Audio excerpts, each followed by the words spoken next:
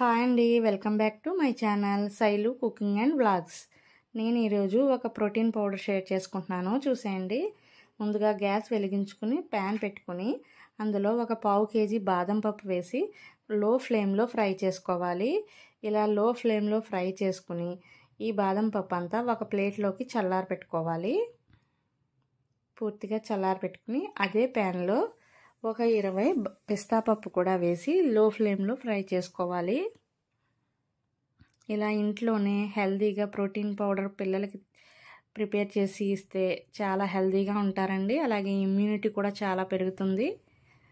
ఇలా ఇవి కూడా ఫ్రై చేసి చల్లారి పెట్టుకోవాలి. ఇప్పుడు అదే ప్యాన్లో ఒక 20 గ్రాముల సోంపు కూడా వేసి ఫ్రై చేసుకోవాలి.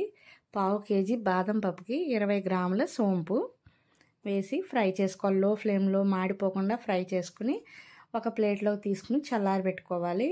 ఇవి పూర్తిగా చల్లారిన తర్వాతే మిక్సీ పట్టుకోవాలి. చూసారు కదా, పూర్తిగా చల్లారిపోయినాయి. ఇప్పుడు మిక్సీ జార్లోకి ఇవన్నీ వేసుకొని స్వీట్నెస్ కోసం పటికీ బెల్లం వాడుకోవాలండి. పటికీ బెల్లం ఒక పావు కేజీ పటికీ బెల్లం, బాదం పప్పు పావు కేజీ అయితే పటికీ బెల్లం కూడా ఒక పావు కేజీ తీసుకుని మిక్సీ పట్టుకోవాలి. మెత్తగా ఆన్ చేస్తూ ఆఫ్ చేస్తూ బాగా మెత్తగా మిక్సీ పట్టుకోవాలి. కొంచెం పసుపు కూడా వేసి మిక్సీ పట్టుకోవాలి. పసుపు ఇష్టం లేని వాళ్ళు అవాయిడ్ చేయొచ్చు.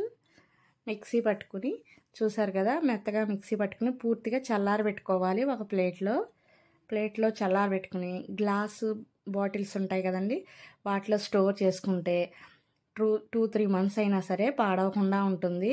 అలాగే డైలీ ఒక స్పూన్ పిల్లలకి అయినా పెద్దవాళ్ళకైనా సరే పాలల్లో కలిపిస్తే గ్యాస్ట్రిక్ ప్రాబ్లం, డైజెషన్ ప్రాబ్లం ఇలాంటివన్నీ తగ్గుతాయి. అలాగే ఇమ్యూనిటీ పవర్ కూడా పెరుగుతుందండి.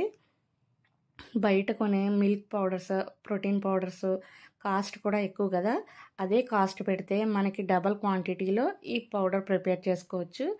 అలాగే మన చేతులతో మనం ఇంట్లో ప్రిపేర్ చేసుకుని పిల్లలకి ఇస్తే మనకి హ్యాపీ, అలాగే వాళ్ళ హెల్త్ కూడా చాలా బాగుంటుంది కదండి. ఒకసారి ట్రై చేయండి, నచ్చితే లైక్ చేసి షేర్ చేయండి. నా ఛానల్ ఫస్ట్ టైం చూస్తుంటే సబ్స్క్రైబ్ చేసుకోండి.